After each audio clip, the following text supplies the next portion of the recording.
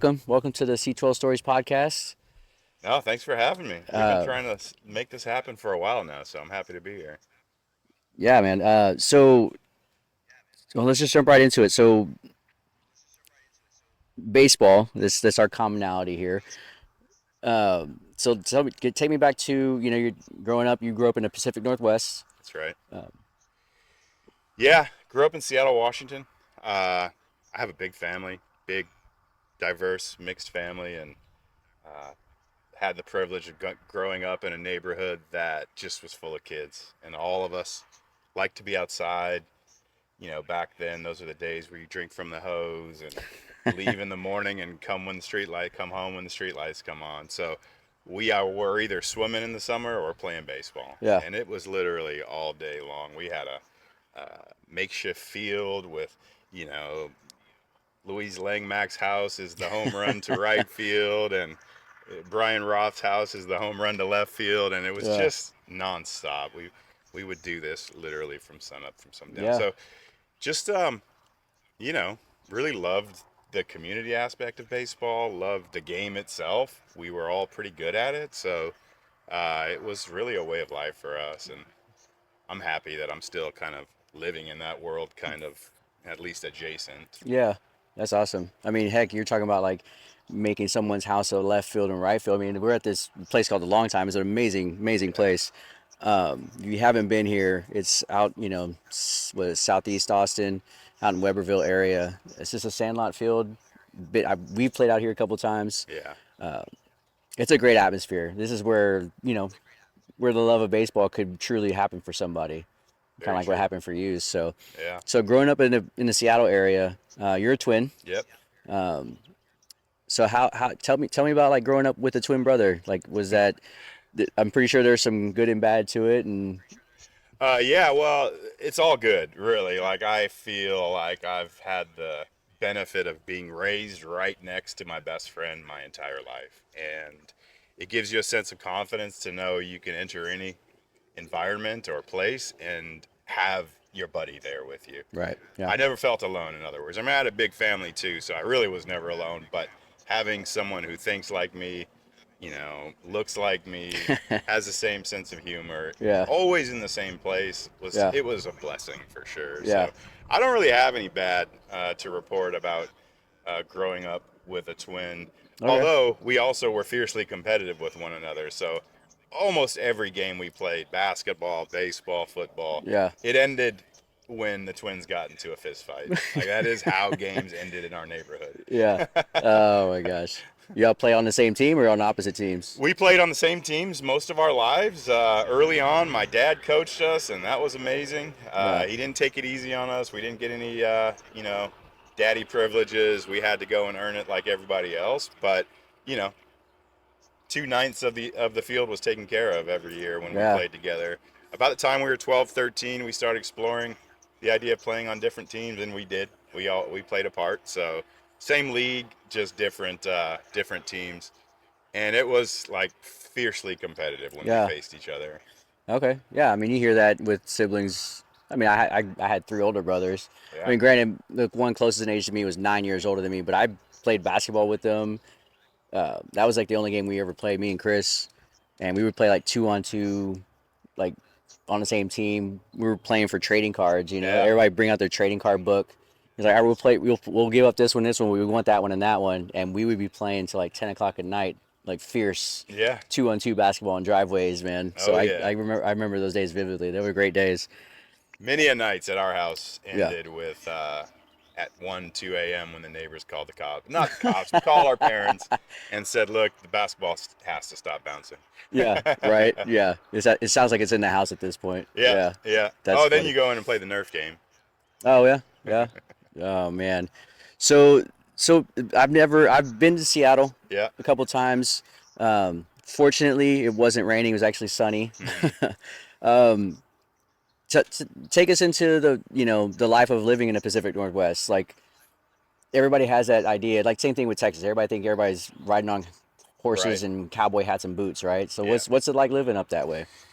Yeah. Well, I guess for starters, most of us from Seattle don't think much of the coffee situation. Like, it's not a big deal for us. We just think it's coffee like everybody else. Yeah. It's funny when I go somewhere and they're like, Seattle, the coffee. I'm like, it's the same coffee we get here. Like, Yeah, that's it's funny. not that big of a deal in terms of coffee. But the Northwest is a beautiful place. Yeah. It is an incredibly, especially Seattle, an incredibly diverse place. Hmm. You get really great food from all over the world. You get great communities, a lot of sports. Yeah. Seattle has put out kind of under the radar some of the best basketball players the NBA has seen. Yeah. Um, Shout out to the Supersonics. We need y'all back. yeah, definitely, definitely. But you know, the beautiful thing about Seattle was you, as it pertains to sports and being outdoors, um, you could only play baseball 3 months a year because of the rain. So Right. you had to play other sports. You had to play football. You had to play basketball. It kind of forced that all year round thing, being creative and figuring out ways to be active without being on a baseball field. So that was I think for the current state of baseball, where everyone's telling you got to play all year long and Just there's no baseball, just breaks, baseball. Yeah. it's just a farce. Like look at some of the great players from Seattle. They did not play all year long. I promise you Yeah. that. So, and then we have the outdoors. Like, we fished every summer. Yeah. We went snowboarding. We went skiing. We rode mountain bikes. Like, I just got such a wide range of hobbies and like ways to experience outside that it was just a really amazing place to grow Yeah. up. That's awesome. Yeah. I mean, I've grown up in Texas most of my life. Born in Puerto Rico, moved to South Texas, bounced around, lived in Corpus, did a lot of fishing when I was down Oh there. yeah, But I mean, Austin is home. Like, it's always been home yeah, for the better part of my life. So there's a little bit of outdoors. I mean, we get the crazy weather. I mean, just a couple days ago it was like pouring rain, and now it's about to be sunny for the rest of the week in 80s yeah. in mid-May. so, Hmm. um, so yeah. So transitioning from your youth growing up, all these different experiences from sports to just culture, life. So, what moves you from that area, or how do you end up in Texas? Yeah, well, it's a windy road.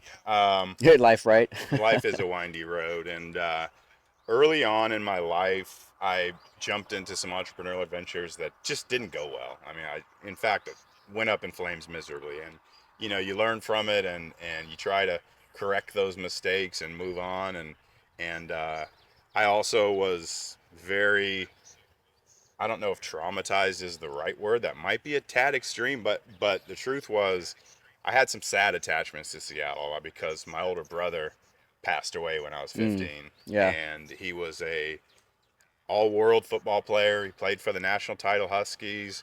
Oh, He was nice. in the news. The story was so big in a relatively small place that it was hard to get away from. Everybody knew my brother in Seattle, and so it was a constant, you know, Like a shadow of a sorts. constant shadow of Yeah, sadness that just lived with me, and at some point we just, Jack was born, and we were looking for somewhere sunny to go, and took a quick stop in LA, and ultimately work at the time brought me to Austin, and I never looked back. yeah. Okay, yeah. Wow, that's pretty. I mean, I get that. I mean, I get the moving around and trying to settle roots. I mean, as the kid, my dad was he was the reason why I moved here. But once you establish those roots, I mean, Austin, you can't. If somebody, I always tell people, if somebody told me you can't live in the Austin area anymore, I'd be like, find me the next best tax-free state that's not Florida. Yeah, yeah. you know? Yeah, I don't know where you'd be able to repeat what we have in No, Austin. no, it'd be a tough sell. It's a cool place for sure. And one of the things that really grabbed me about Austin was similarities to Seattle with regard to food, with music, culture. Maybe not quite as diverse, but still a lot to experience. A lot Yeah. of really great people in Austin. Yeah. Well, a lot of Um, diversity does come here for like festivals, South by yes, Southwest, definitely, ACL, or any of those other big festivals. So definitely. you get the little tastes of it here and there.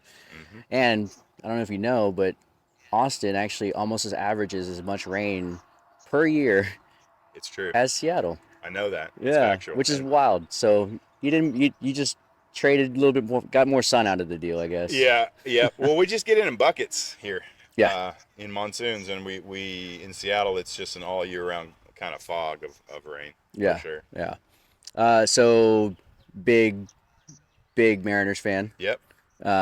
So give me a memory that I mean I'm pretty Yeah, sure you go back to the Kingdom I do. days. Yeah. So Yeah. So it's. what's the if you were to give me like your top three Kingdom memories, Mm-hmm. give me what are those three? Easy. Well, first of all, I would share that number one is just childhood as a whole.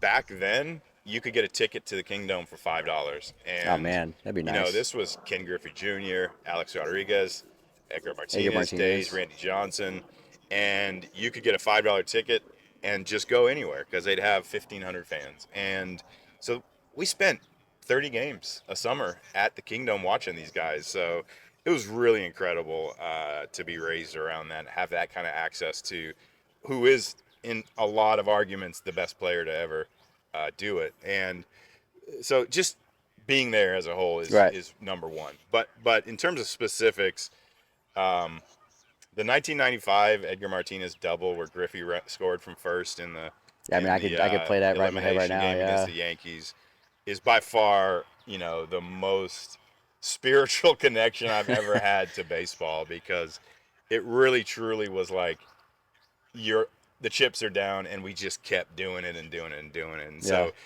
I don't know, Seattle as a whole, the area and the people and the athletes have a can't lose kind of approach to things, believe it or not. I don't, and maybe it's from, passed down from those Mariners teams, or the Seahawks had a good run, Yeah. but it was a special moment when that happened.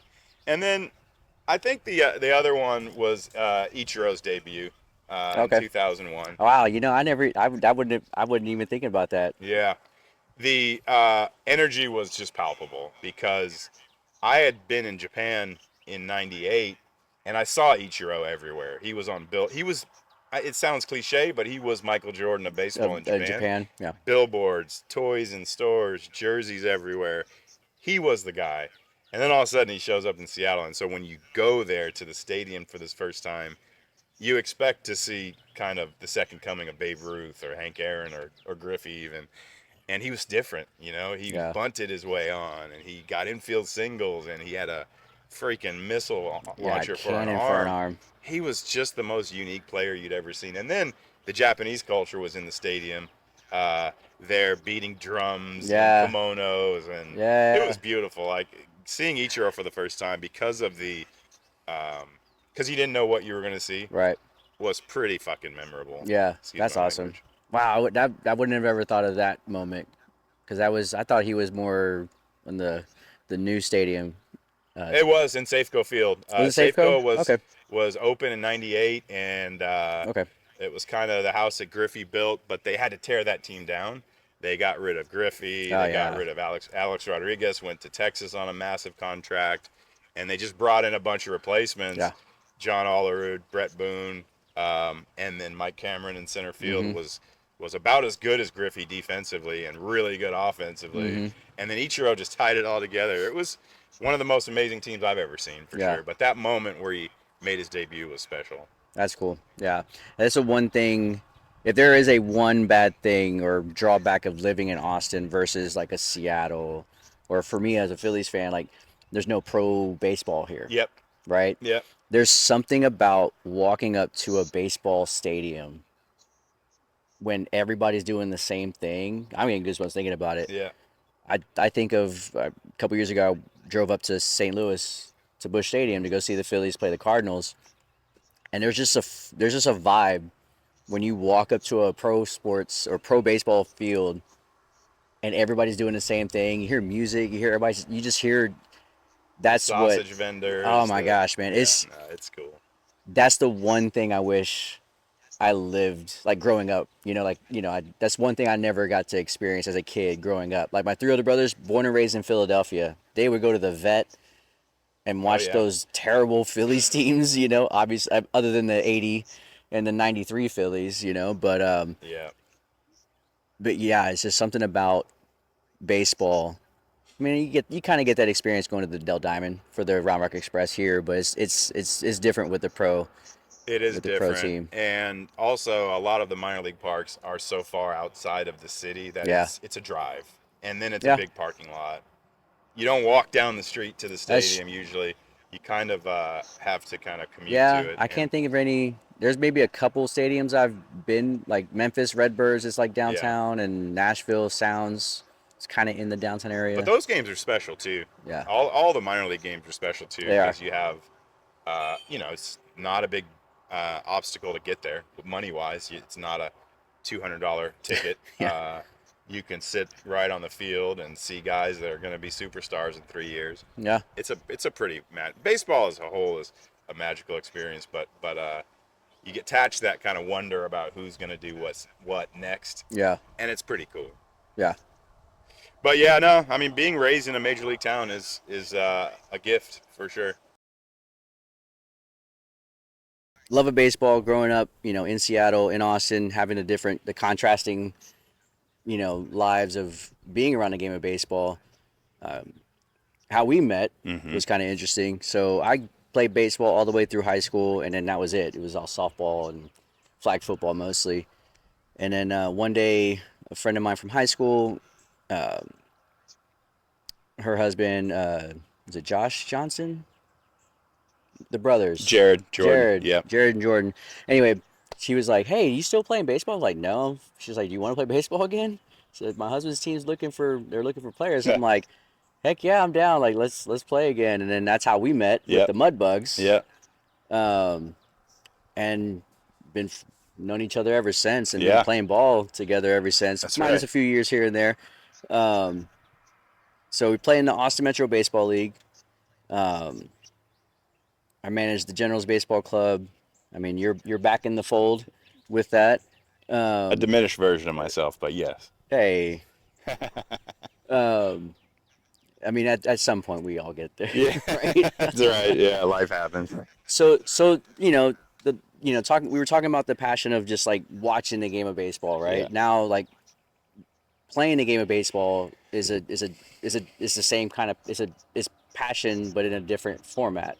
Um, So tell me about like your drive to keep playing the game of baseball. Mm-hmm. Just I mean I know it comes from a place of like you love the game, Yep. but there comes a point where you have to make a decision like I want to keep playing. So yeah, just tell me about your little playing history and how you got into the league and Yeah. Yeah. Well, interestingly, I out of high school wanted to keep playing, and I wanted to keep playing at a high level. So I got together with a guy who was a pro prospect for the Red Sox and trained with him. And essentially, I was his batting practice pitcher. He didn't tell me that, but that's really what he was trying to get out of the deal. yeah But I completely butchered my arm when it came down to it. I was just trying to pump everything I could into trying to get him out, and my shoulder, my elbow, everything was gone from throwing yeah 150 to 250 pitches that's per a day, lot. max effort. And I was young, had a rubber arm, didn't know I was messing anything up, but I did. So I actually stopped playing baseball at that point and just started coaching. Okay. Started coaching in Seattle. We had a great group of little leaguers that we went to the Little League World Series. We had some players that were pretty notable. I mean, guys that went on to go play some pro ball. Isaiah Stenback, who played for the Huskies Okay. and then went Yeah. on to play for the Cowboys. Yeah. Now he's a Cowboys TV guy. Rashawn Cottrell, who was just a beast in baseball, but went on to Cal State Fullerton as a basketball player, and now he's doing really well for himself with a clothing brand and some other endeavors. But just we were around really great players who just needed discipline and coaching and taught a more fundamental game of baseball because in Seattle there wasn't a big community of coaching. So my brother and I, in partnership, went and did that for many years, and had a blast with it. Then I Yeah. moved to LA for a short period of time and got together with a group called the City of Angels Baseball. Okay. They were a nonprofit little league for inner city players, and the challenging part with that was that we didn't have fields. Yeah. We were bouncing from parking lot to parking lot. Our practices would get canceled when security would show up, like that whole thing, which gives you Wow. another appreciation for like how difficult it is to attract baseball players if they don't have the pay-to-play capability. So I really fell in love with like doing it as a service when it came down to it. I enjoyed being there. I enjoyed competing. I enjoyed being around parents and kids and teaching the game of baseball.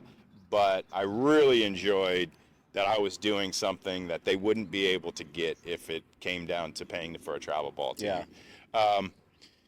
And then, Jack, my son, started playing and was just, maybe it's because of me, or maybe he just saw the joy that I got out of it, but for whatever reason, it is what he wanted to do all day, Yeah. every day. Yeah. And that's where I really started thinking I might want to play again. Yeah. I threw with him. A guy saw me throw and was like, "Holy crap, you can really sling it!" And so I just went and played in an LA league and realized I can still throw pretty hard and still pitch and still hit. And so then ever since then I've been playing on and off again for the last 10, 15 years. Yeah. And when I came to Austin, I needed friends. I needed Yeah. a place for Jack to play, and all those things came together through baseball. And it's been kind of what I've been up to ever since for social stuff. Following Jack around. My stepson Reed is also a college baseball player, so yeah, it sounds maybe kind of simplistic, but I get a lot of joy about by just being around you and the team, and Yeah. also following Jack and Reed around and watching them do things that I had never was able to accomplish. So Yeah. it's pretty cool. I mean, when you talk about Jack, I remember watching him come in our dugout, and Oh he yeah. was like a little tiny guy, like Well, speaking of paper books, that's what we used to pay him to keep a book. He learned to keep a Oh, book yeah, yeah, because at the end of the game we'd put a box out and people would drop a buck or two into it, yeah. and so he learned. That's a technical, you I know. tell you what, keeping a Uh, scorebook is not easy. no, it's not. It's not. And so yeah, he would do that for us. That's awesome. Yeah, yeah. Those are. I mean, it's just crazy to think that he's just shoving it in college now, man. He's doing really well, So, He's very good. yeah, yeah. No, it's awesome to see. But so yeah, yeah, man. I'm just thinking about those Mudbug days. Yeah. There's just some good times, man. Similar to you. It was like I was just trying to meet new people, get back into baseball. I mean, I hadn't played baseball since I graduated in 2000. It was like 2013, 2014, I think that Yeah. year was that.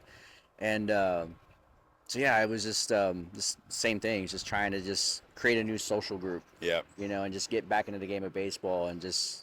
It definitely was a lot of humble pie those first couple seasons of playing, Yeah. man. Just like you're just like haven't swung at a baseball in a minute, and but yeah, I've been in this league ever since. Now managing two teams now, as much as my wife doesn't like that, Yeah, I'm sure. um, but uh, but it's just about the love of baseball, man. Like it's just I love especially with our generals. I mean, you've been a part of it for many years. It's like we have, golly, I mean, I would put my life savings on it. We probably have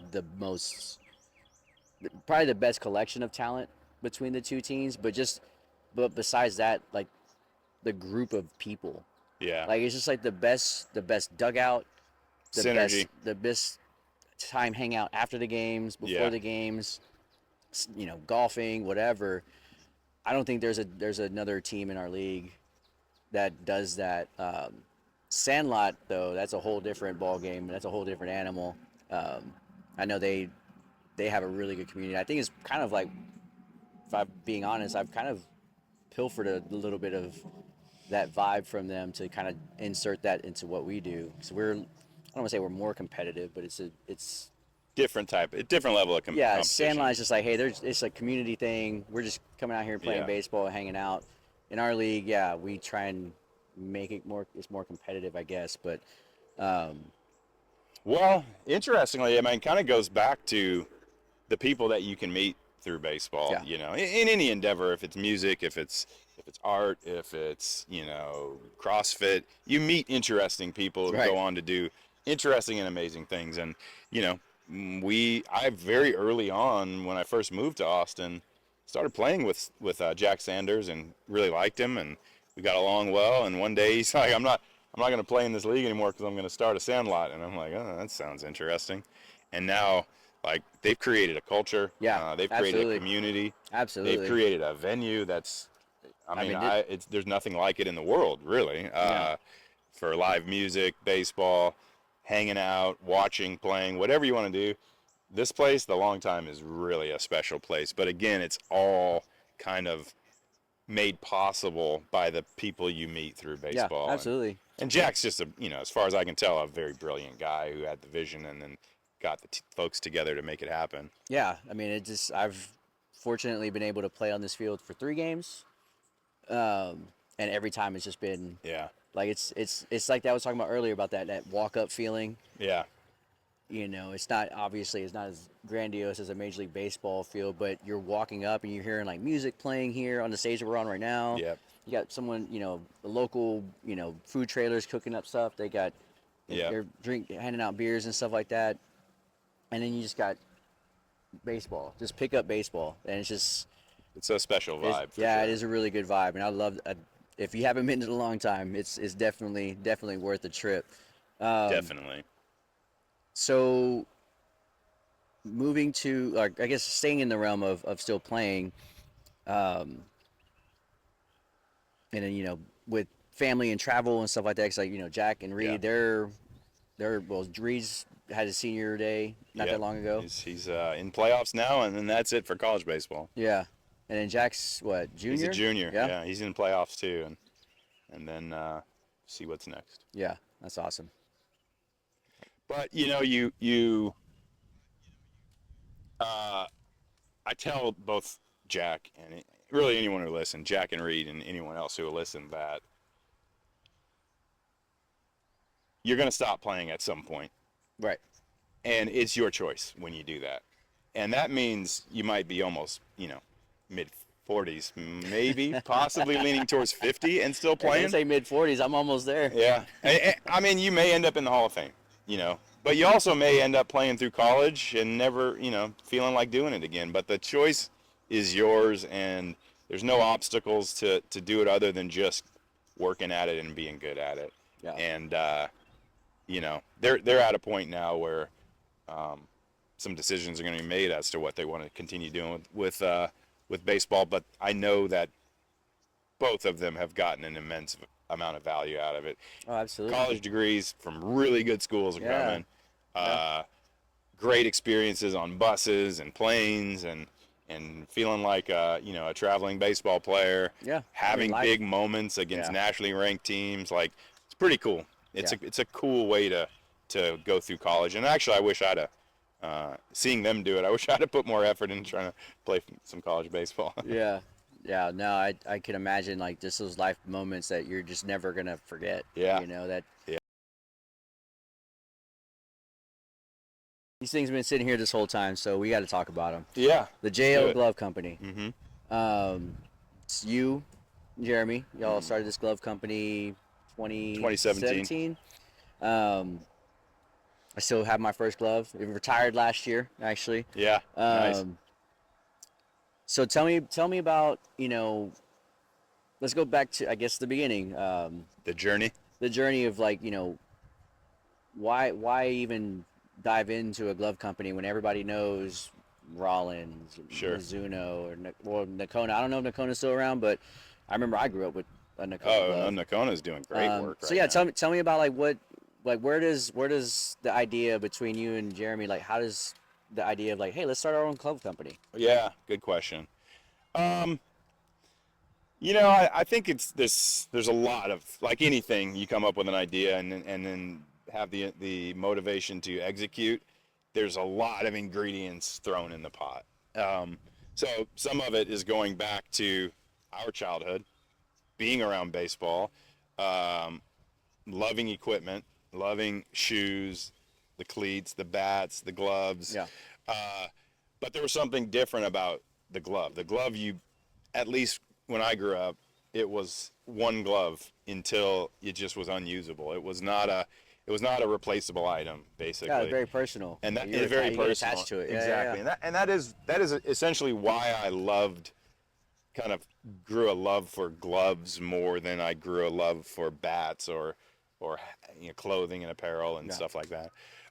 So that's one ingredient. Secondly, is my brother and I, were raised by my father and my grandfathers who made stuff.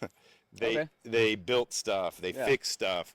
My summers were spent at the beach where my grandfather Jim Lincoln Brown, but James Lincoln is Yeah. actually the namesake for our gloves.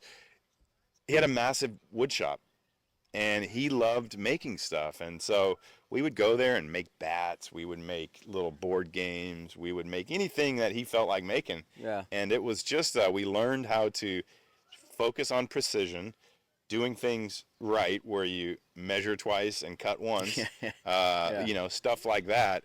And it just gives you sort of an inclination to want to know how things are built at Right. everything I do. I'm curious about cars. I'm curious about buildings. I built my own shed just by winging it.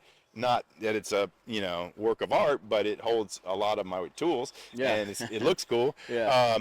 So there's that kind of maker aspect to what is sort of like bred into me and raised into me, I mean, or you were I just raised it was like you kind of just absorbed it absorbed it at all just by times. growing up in it. Yeah, Yeah, yeah. yeah.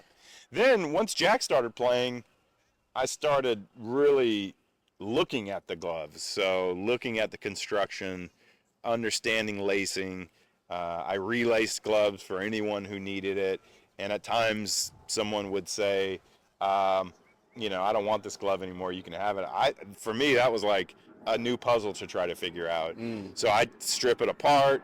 Oftentimes, I would never able to get it back together, and they just became samples that I would use for checking out Yeah. leather quality and stuff. But through the years, I learned how to construct a baseball glove, how to lace it, what was important about the inside and outside, and Yeah. stuff like that, and even learning like different ways that the um, palm liner is sewed in or laced in. I've seen many different gloves that do it one way or the other, and just small details like that just pique my curiosity. So at some point, I started working with a manufacturer in Mexico just to make custom gloves for our teams. They weren't our logo; they were just whatever logo. At the time, it was a company called Cuevas or Rolin or something like that. Some of these Yeah. Mexican brands. Okay. But we just place an order with their rep. They'd show up in a plastic bag, and it would be like Christmas for all the kids. And Yeah. and I saw at Awesome. that point like there is a place for a new brand, and we had the bandwidth to take on another project. Jeremy and I have been in tech most of our professional careers. Okay. We've had several companies, we've had several investments together. So any time we have an idea, we always kind of explore it together. And it was a quick, like, hey, you want to make some gloves? Yes, that's the end of it. Yeah. And then we launched. When we started in 2017, there were very few boundaries to enter a market at that point. You could get a website through Wix or Shopify.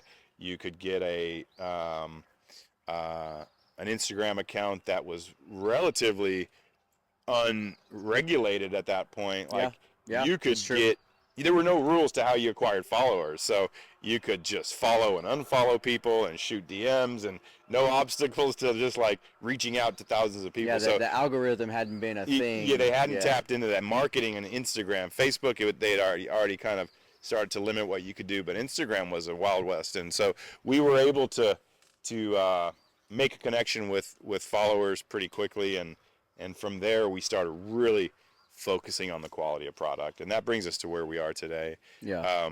It's all about continuous improvement with JL, and most of that now comes down to, we feel great about our patterns.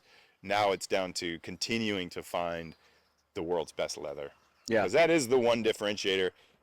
It affects the cost the most, more than anything Yeah. else. I would imagine. Customization is not super expensive. The laces are not super expensive. The leather is the differentiator in cost. Right. Yeah. So that's the challenge: is how do we make a perfect product? And that's what we're out to do. Yeah. So you're talking about like going. There's a lot there, but like you know for me in photography, how what you're talking about in your story and how what my photography lines where they parallel is, you know, my brother, Chris has been a photographer twice as long as I have. A really good one And, too. yeah, and one day I just happened to be home on leave, and he's like, "Hey, you want to go with me to a music fest?" And he just handed me a camera, and Yeah, 15 plus years later, I'm still shooting photos. And my wheelhouse has always been like live music and just kind of capturing things from the standpoint of a fan. Is like, man, I can't do that, but I'm gonna make that look cool as shit. mm-hmm. And but then after that, it was just like, oh, what else can I do? Seeing other photographers on Instagram, seeing other people do this, is like, oh, I wonder if I could do that. Yeah, And it's just like, oh, I could do family portraits. Oh, I could do weddings. I could do still shots. I started doing, and there's things I can't do. There's a lot of stuff that people ask me to do. Is like, I mean, if you want me to do it, I'll try it. But yeah, but if you want somebody that actually knows how to do that, I'm not your person, right? And that's where I feel like the similarities of just like, I enjoy it, I love this, I want to try and explore it and see where it takes me, kind of yeah. thing. Yeah, Well, and I think that's a valuable point that you just brought up, and that is knowing what you enjoy and what you're good at. yeah, Because sometimes there's crossover. You're like, I enjoy this, so sure I could shoot giraffes in the Sahara. Like, but that's not your area of expertise, no, so it's not going to look as good as your music shots or your sports shots and stuff like that. right, And we're the same way with gloves. There are times when it's like, hell yeah, it would be cool to make a ambidextrous catcher's mitt. But like that's not our sweet spot, and some of the real ultra custom stuff that you're seeing now, short shelf life in terms of quality because of the colors you have to put in the leather and the different patterns that are really designed for looks more than competitive play. Like, that's not our sweet spot, and I'm perfectly fine with that. Like, yeah, our sweet spot is very high quality leather that hopefully you don't have to replace.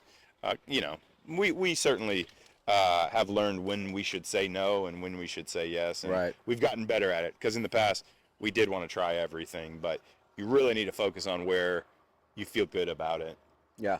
No, they're great gloves. I mean, these are the two that I wear. That this is a This is from 2018, this is 2018. This was from the the XX, original right? XX Yeah, stock release. yeah, Yeah, and that you released that this past year, right? that was in January of 24. Yeah, Yeah, this is this year's release of XX stock.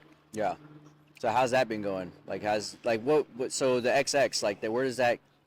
So I Yeah, know because that yeah, was yeah. kind of like I want to say a rebrand of Nah, sorts, but it was kind of like a refocus of a sorts. refocus is a good way to Yeah, put it. So essentially, this is actually what I was kind of what I was touching on, and so I'm glad you took it a little further. We were kind of getting sucked into the flashiest gloves, the custom gloves, who can put the wildest patterns on the leather, stuff like that, because it was Instagram yeah, like famous the or ice cream Instagram cone pop. gloves and stuff like that. We never did that, but we I mean, that's the certainly. stuff I've seen. Like, Right. yeah, That's the stuff that really blows up. yeah, And so our socials and our marketing were all focused around custom gloves. And the truth of the matter is, there are better companies for that than us. Um, Not to mention any names, but there are big ones who can produce hundreds of thousands of custom gloves in a very short period of time.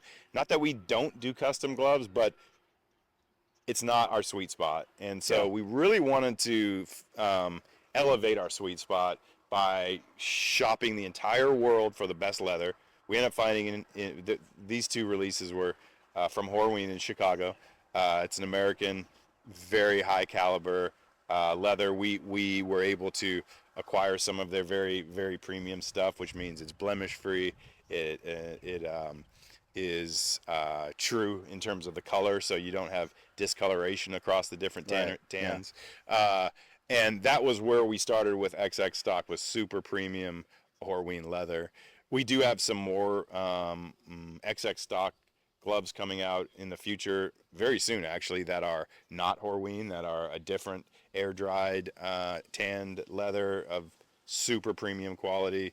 So it's not, Horween is not XX stock. XX stock is the time, effort, and process we put into finding the world's best leather and then Gotcha. making gloves out of it. Okay. But again, we the levels at JL are youth stock.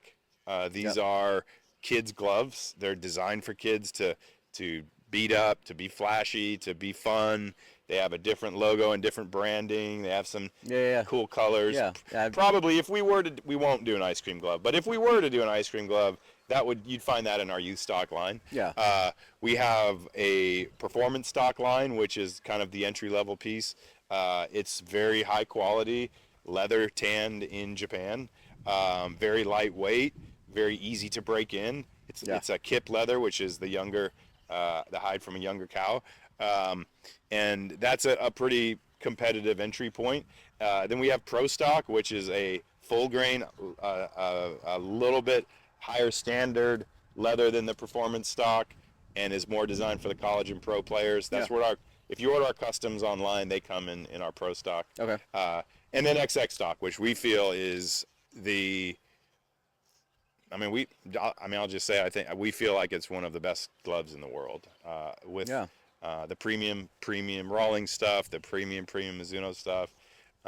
We just know the leather, and we're confident in it. Yeah. That's awesome. I mean, and then, I mean, you've got, I guess it's more than just a few minor leaguers. And big leaguers too. And we have a couple big leaguers. I was just recently a new pitcher from the Red Sox that was just up not too long ago Yeah. that debuted. Yeah, that's probably for the Red Sox is Hunter Dobbins. Dobbins. Yep. Yep. Dobbins is just a great guy. He is from Texas, played at Texas Tech, and just liked our gloves from very early on. And we struck up a relationship. And he just said, "Hey, I want to wear your gloves all the way to the show." And we're like, "Hell yeah, Yeah, let's that's do it." awesome. And he did. You know, he's in the show. He's in one of the biggest markets in the world for baseball. It's a I mean, great, and one of the most iconic franchises in baseball exactly, too. yeah. And he's fucking good. Yeah. Yeah. Yeah. But he that's works awesome. hard. I mean, he's a grinder. Yeah, yeah. He's a Texas boy through and through. Kind of cut from like the Nolan Ryan cloth of just being tough, you Yeah. know, and just going out and doing it. Yeah, I mean, I mean that's Nolan Ryan. That guy's we go on a whole. That'd be a whole nother episode talking about him. But then we also have some exciting guys here in Texas. Mark Church, especially. Yeah, for Mark the Church Rangers, is correct? from for the Rangers. Yeah, he's born and raised in Atlanta, Georgia, and just a real humble kid and Yep. and a really talented arm. Like he's got closer stuff. Like there's no doubt about it. I think that. Mark Church is probably a closer by the end of this year in the major leagues, Yeah. and I've been fortunate enough to shoot photos of him at the Del that's Diamond right, for at the Del Round Rock Diamond. Express. Yeah. Yep. But I mean, that's another guy who we partnered up with very early on in his journey, through an agency that we work with a lot, and he's always been a big advocate of our brand and wants to come back. Like obviously, you know, when you're a unrated prospect, the glove companies aren't banging on your door Right. for a sponsorship deal. But when you're Mark Church, they are.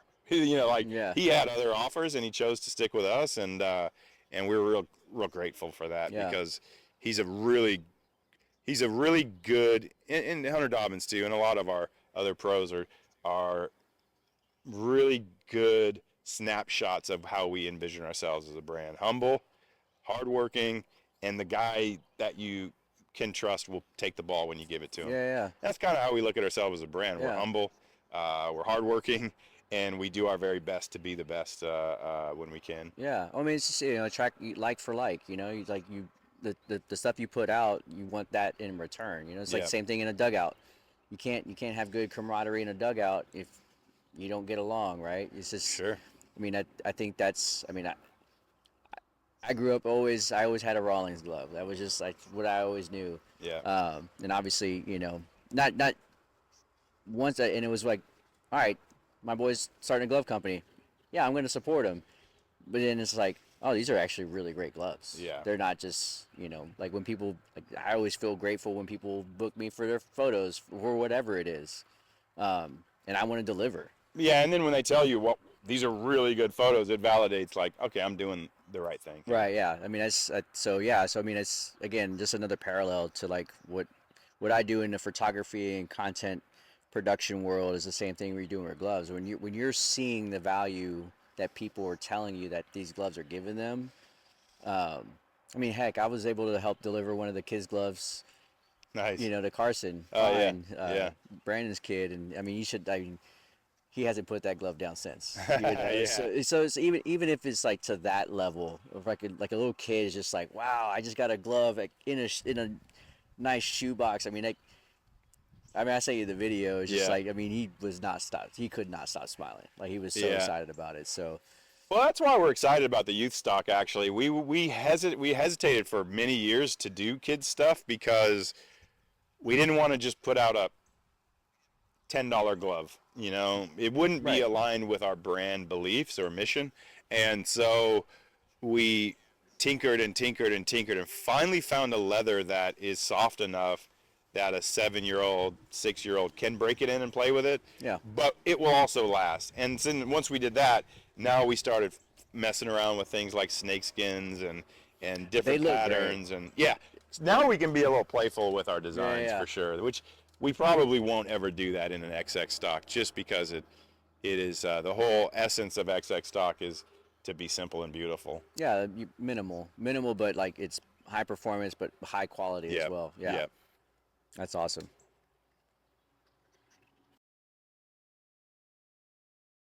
All right, so the future of JL. Yeah. The future of you and you and your brother. Yep. What are there any like future things that you're willing to put out there, or even just kind of like hint at that your prospects or anything like that, or we're just kind of just we're at a place right now where not that we're good and we're just gonna plateau, but like Yep. we're like tell me what the state of the JL Glove Company is. Yep. Um, you know, each step along the journey presents something new. Like we didn't think that when we launched this company, we'd ever be doing thousands and thousands of gloves. We didn't think that was going to happen. So when you get to a new milestone, you start thinking of the next one. And so XX Stock was a glove that got us to the quality level that we want, and that we want to continue iterating on that. That is the future of the product. The future of the brand is there's some things that I maybe don't want to go too far into, but I feel comfortable sharing that we've always had plans to make gloves here in the States, in Texas specifically. Yeah. And now we're kind of accelerating that plan. So I can't go into too many details, but that is in a perfect world, and I'm not comfortable giving a timeline or any real details that are just kind of kept to planning right now, but that's the future Yeah. for us. We'll continue doing what we're doing, continue getting better at it, but in the meanwhile, I think there's a big hole in the States for a product that you can make by hand. You're not subject to the massive, massive technology in terms of machinery Yeah. that would require you to go to a place like China or India or Indonesia. Yeah. It is a sewing machine. It's a punching machine. It's a cutting machine. You can do it, but you have to want to spend the money. You have to want to believe in what you're Right. doing, and that's the planning stuff we're going through now. I'll leave it at that because I probably overshared, but that's the future. Yeah. I mean, that's awesome. I mean, it's already an Austin, Texas-based company, right? But it'd be kind of cool to have everything here. Like, but yeah, man, that's awesome Great. to hear. And I mean, as always, man, I always wish you the best in everything, man, because I think, what you're contributing to the game of baseball. I mean, the players in the sport need it. They need people like yourself and Jeremy, and I mean, and not just JL, but like all these other companies that contribute to the game in some way. Sure, we live in America. We're here to make money, right? And we start a business. We put in time and effort, and we're trying to we want to get paid for what we do at a point, but but also contributing to the just the downright love of what it is that you're contributing to.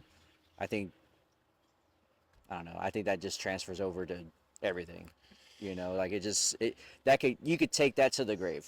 Yeah. Like and you could Yeah. take that beyond that too. You can't take the money with you, I guess, so to speak. The spirit Yeah. of what you're doing it for is I don't know. I mean, it sounds very like emotional and stuff, but it's definitely something that I mean I'm I'm in awe, man. Like it's seeing where it started and where it's Yeah. at now and where it potentially could go. I'm proud of you, dude. Like it's pretty awesome, man. Thank you. Well, you know how it goes. Like it's a labor of love for a long time, and that means no money involved. And anyone tells you it's a labor of love, that means they're not getting paid for it. It's And true. anytime you're doing something that isn't a, dramatically new technology or a food product that you can scale really quick or Right. something like that, you got to build it. Like you really have to build it, and in order to do that, you have to believe in what you're doing. So, I appreciate everything you're saying about that, and well, you're doing the same thing with an art form. Taking photos, making podcasts, doing digital content. It's a grind, and Yeah, it and you don't is. start getting paid until you've proven yourself. So, Yeah. same, my same feeling goes back to you in that regard. You're doing great work, Yeah, man. Appreciate it. and it's always nice to tie baseball and what you love together. Yeah, man. I mean, I just it's. I mean, if people know me for many things, I have a long last name. That's why I go by C12. Hmm. That I'm a Star Wars nerd, I know and that. I love baseball. Like Yeah, I mean, it's just that you know. I mean, there's obviously other things that I love too. My wife, God, yeah, all those other things too. But if somebody were to just take a snapshot of me, it's like, hey, what's Alex like? He's a baseball loving Star Wars nerd, video games too. yeah, yeah, That's how it comes down to. Well, man, all the best of luck, man. I appreciate you coming on and yeah. being a part of this journey with. I mean, this is a journey for me, learning how to do this thing, and I mean, I just love letting you guys tell y'all stories, man, because y'all have a great. I mean, everybody I'm gonna have on here has a great one, and I appreciate you taking the time to tell yours. Yeah, no, I enjoyed it. It was a blast. I always like getting together with you and talking about, you know, what we have going on at JL, but also just, our own journeys as humans, because Yeah, that's ultimately what it comes down to. on that windy road of life, That's right? right. Yeah, Yeah, and it is windy. Believe me. yeah, If it hasn't been windy for you yet, get ready because yeah. it's coming. Um, Buckle up. Go hit some bombs then. Yeah, let's go. Let's Why go. not? Yeah. All right. All right. See y'all.